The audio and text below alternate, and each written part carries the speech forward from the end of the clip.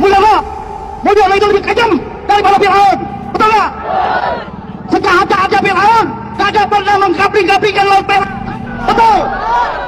Ada ini lawan-lawarin, lu pikir ini tanam kongmo? Lu pikir tanam bawang moyang lu? Jadi kapan kapal berjuang? Ini tanah kedaulatan negara. Yang kongko kami yang lu ikut berjuang mempertahankan tanah ini. Elak-elak aja berjuang aja. Di mana harganya lu? Apa lu punya muka? Nah kan, sudah mulai turun gunung. Warga Banten sangat murka dengan apa yang dilakukan oleh oligarki dan juga Mulyono, dan bahkan secara tegas adili Mulyono. Nah, apa yang dilakukan oleh warga Banten ini tidak lain bagaimana agar mempertahankan kedaulatan negara ini, kedaulatan negara kita yang tercinta. Kita berharap bagaimana agar pihak kepolisian tidak menghalang-halangi apa yang menjadi aksi dari warga Banten maupun warga Ohot untuk mempertahankan apa yang menjadi haknya. Seharusnya pihak kepolisian ini harus menyadari bahwa kalian bekerja untuk negara dan mendapatkan gaji dari pajak negara yang dibayarkan oleh rakyat Indonesia, bukan bekerja untuk oligarki yaitu Aguan dan juga Mulyono. Jadi tolong jangan pernah berpihak pada satu golongan yang mempunyai tujuan untuk merusak negeri ini, mempunyai tujuan untuk membangun negara dalam negara. Nah sahabat-sahabat, untuk itu tanpa berlama-lama, tanpa banyak basa-basi, kita simak dulu bagaimana aksi-aksi warga Banten dan juga komentar netizen maupun dosen UI terkait dengan apa yang menjadi kelakuan oligarki dan juga Mulyono yang betul-betul merusak negeri ini. Nah, waduh, pagarnya sampai roboh. Semangat para pejuang.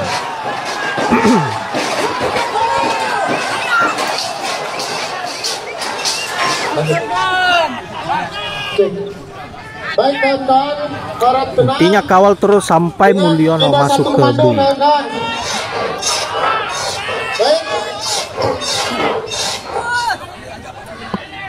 Untuk petugas keamanan, Kapolres Jombang beserta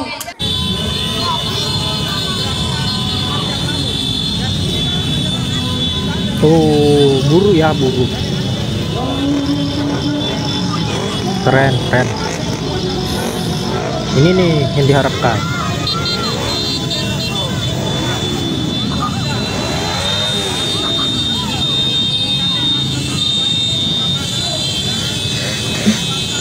Bergerak, tangkap Mulyono.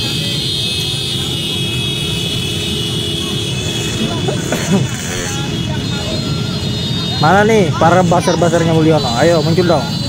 Inilah wujud nyata dari PKI gaya baru dengan ujung tombaknya yang namanya Joko Widodo, merusak bangsa dan negara, memecah belah umat Islam khususnya, dan memperlemah TNI, ngacak-ngacak masyarakat, merusak bangsa dan negara. Dan ini butuh waktu untuk bebenah, tapi akan cepat kalau kita bentuk tim untuk kebenahi. Jokowi di medsos mengatakan, tolong tunjukkan di mana saya korupsi. Oh gampang, saya dulu bisnismen. Apa yang dilakukan? Anda dapat setoran dari Aguan itu, memutuskan mengeluarkan PEK 1, PEK 2 PSN termasuk nama Erlangga Hartarto. Anda orang bisnis, saya orang bisnis. Anda dapat cuan berapa? Jokowi sih jangan diomongin, tolong buktikan saya korupsi. Anda dapat setoran kok, emang ada yang gratis? Salam Pancasila.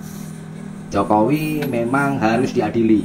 Peci merah. Karena ini menyangkut perkara yang sangat penting, yaitu mengganggu stabilitas dan kedaulatan negara. Kok bisa? Ya, ini nanti saya jelaskan.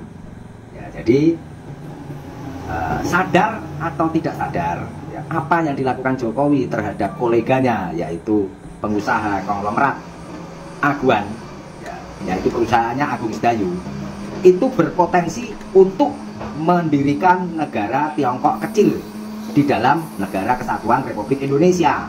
Nah, kok bisa? Ini nih, nah, ini yang tidak kita harapkan. Dengerin supaya paham. Ya.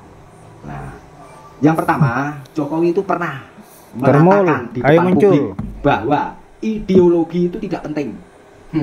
Ya, ideologi itu adalah Pancasila, ideologi negara kesatuan Republik Indonesia itu Pancasila, dan bagi Jokowi itu nggak penting. Itu disampaikan ketika dia memanggil Rieke Diah Pitaloka, anggota DPR RI dari PDIP, yang memang terkenal vokal dan idealis. Ya, itu ada kok videonya, buktinya. Ya, Rieke dikatakan, dia ideologi nggak penting. Nah, ya itu bukti satu. Ya. Bukti kedua adalah PIK 1, ya, Pantai Indah Kapuk 1 itu luasnya 1160 hektar. Yaitu terdiri dari daratan dan 2 pulau reklamasi, namanya Pulau Gulf Island dan Ebony Island. Ya, catat. Lalu PIK 2 itu luasnya 2650 hektar. Ya. Walaupun ada kontra ya bahwa yang dimasukkan dalam proyek strategis nasional itu hanya masalah ekowisata, ya, tapi itu ya akal-akalan lah pokoknya gitu. Jadi total luasnya proyek Pantai Indah Kapuk 1 dan 2 itu 3.810 hektar. Ya. Nah, keempat, seperti kita tahu pagar laut yang kemarin viral dan jadi masalah, entahlah itu kasus itu selesai atau tidak, ya, itu terbukti dimiliki oleh Agung Sedayu Group. Walaupun pembelian sertifikat SHGB dari masyarakat itu dilakukan oleh perusahaan-perusahaan kecil, ya, itu luasnya sekitar 30.000 hektar.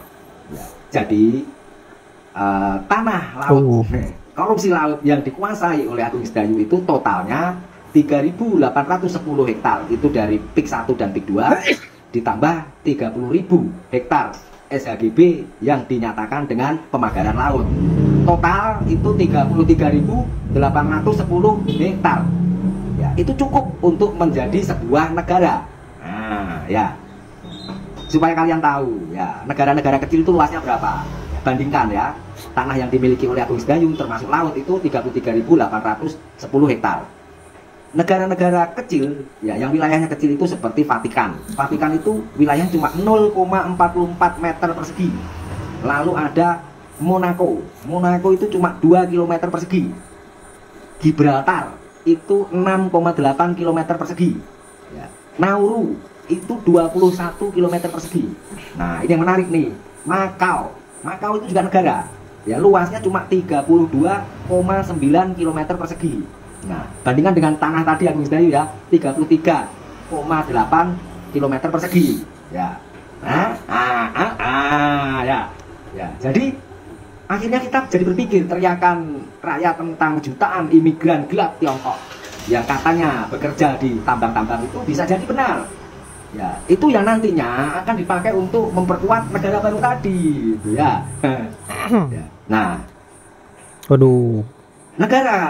dalam negara tadi, negara baru, negara Tiongkok kecil di dalam negara kesatuan Republik Indonesia itu sangat bisa terjadi, ya, karena terbukti Agung Sedayu Group ini sangat kuat, ya. Kalau ada rakyat yang bersuara sedikit aja, ya, rakyat yang di kemarin yang dekat-dekat proyek Agung Sedayu ya, itu langsung didatangi ormas, ditakut-takuti, ya, langsung diproses oleh polisi tanpa hukum yang dianggap melanggar apa wilayah lah, masuk ke wilayah orang, bla bla bla bla, ya, itu seperti itu. Sangat tertutup, ya. Ini bisa jadi nanti lancar untuk ini viral, ya. Apalagi kalau para pejabat negara berhasil disuap, ya, hati-hati, ya. Apalagi kalau Prabowo itu menyatakan nasionalis, patriotis, hentikan itu, ya. Oke, ngerti nggak? Nah, seperti itu. Jadi ada juga pemikiran, kenapa sih proyek-proyeknya Agung Sedayu ini ada di lepas pantai, di pantai ke sana, gitu. Ya, yang pertama mungkin biar nggak mudah diperiksa. Lalu yang kedua adalah kalau ada apa-apa larinya cepat. Ya, jadi tidak mudah untuk diteliti, dilihat, ya, tidak kelihatan karena tertutup. Ya. Nah, orang-orang yang di sana nanti kalau ada masalah kerusuhan atau apa itu larinya cepat gitu. Ya, ya, enak kan penjelasan saya mudah dimengerti dengan bahasa yang mudah dipahami, bahkan sangat mudah dipahami. Ya.